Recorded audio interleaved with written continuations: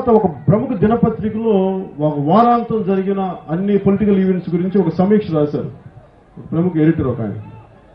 ఆ రాయటంలో నాకు బాధ కలిగించిన విషయం ఏంటంటే పవన్ కళ్యాణ్ రాజధాని పర్యటనకి వెళ్ళినప్పుడు ఆయన కులం యువత అంతా ఆయన చుట్టూ తిరిగారని రాశారు. నాకు చాలా బాధ కలిగించింది. మరి ఇదే నేను కులాన్ని మతాన్ని ప్రాంతాలని దాటిన వ్యక్తిని నేను. ఎందుకంటే నిజ జీవితంలోనే నాకు అలాంటి ఏం లేవు. నాకు అన్ని కులాలు అన్ని మతాలు అన్ని ప్రాంతాలు నేను సమానంగా చూడగలిగే శక్తి ఉన్న స్థాయి ఉన్నాను. నన్ను దయచేసి ఒక్క కులానికి మటుకు అంటగట్టుగా నాకు చాలా బాధ ఉంటుంది.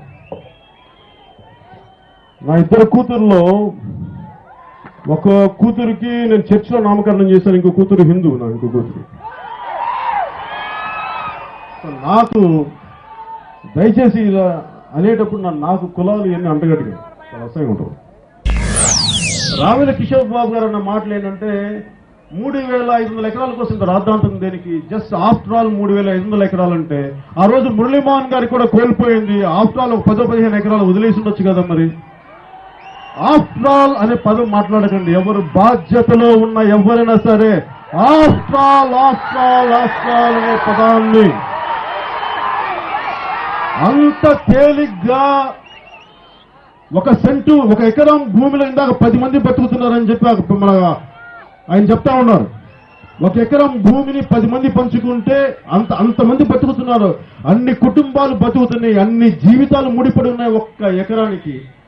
అలాంటి ఒక్క ఎకరాన్ని అంతమంది బతుకుతుంటే 3,500 ఎకరాలని ఆఫ్టర్ ఆల్ అంటే ఏం తప్ప ఇది?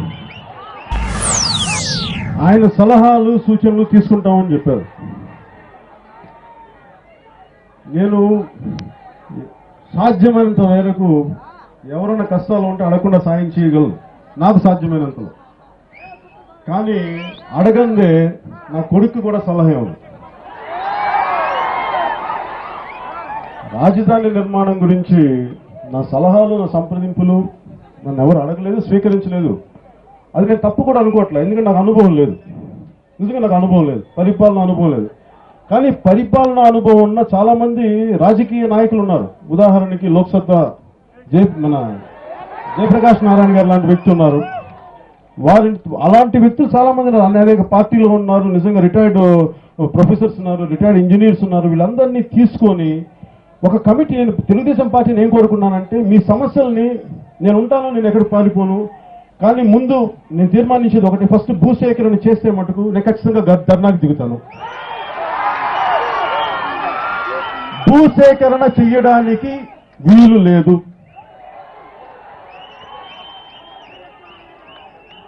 ఇష్టపడిస్తే తీసుకోండి, అనుమానం లేదు, నేను అంటూ చెప్పను.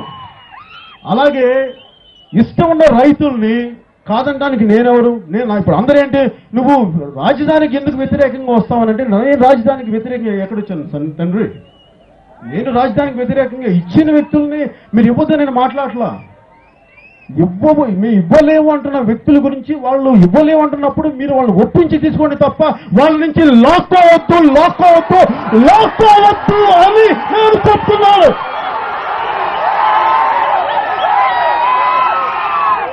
భూమిని లాక్కోవద్దు.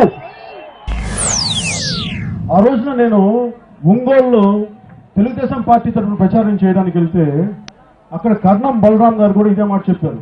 ఈ వ్యాన్ పిక్ భూముల గురించి మాట్లాడండి, వీళ్ళ దోపిడీ గురించి మాట్లాడాను. మరి అదే భూసేకరణ మీద మీరు పోరాటం చేసినప్పుడు మళ్ళీ అదే భూసేకరణ చట్టంలో బలవంతంగా తీసుకొస్తే అప్పుడు వాళ్ళకి మనకి మీకు ఏంటి తేడా నాకు అర్థం కావట్లేదు. అది తప్పైనప్పుడు ఇది కూడా తప్పే కదా. అది అన్యాయం అని నోరెత్తినప్పుడు ఇది కూడా ఖచ్చితంగా అన్యాయం. మన భారతదేశం అనేక కులాల సమూహం, దయచేసి ఎవరు మర్చిపోకూడదు. నాకు కులాల మీద వ్యామోహం లేదు, కానీ కులాల పట్ల అవగాహన ఉంది నాకు.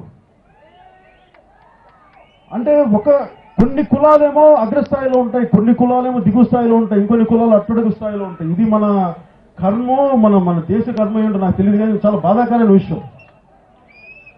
మనకి ఇక్కడ ఏమైపోతుంటే ఒకప్పుడు తెలంగాణలో ఇట్లాంటి పరిస్థితులు వచ్చినప్పుడు అక్కడ తెలంగాణ నాన్ తెలంగాణ సమస్య వచ్చింది. ఈసారి ఇక్కడ కులాల సమస్య వస్తే కులాలతో కొట్టుకుంటారు. అది దయచేసి తెలుగుదేశం ప్రభుత్వం దీన్ని చాలా జాగ్రత్తగా చూడాలి. దయచేసి దీన్ని నిర్లక్ష్యం చేయకండి. ఇది నేను చాలా ఆచితూచి ప్రతి మాట నేను ఆచితూచి మాట్లాడుతున్నాను.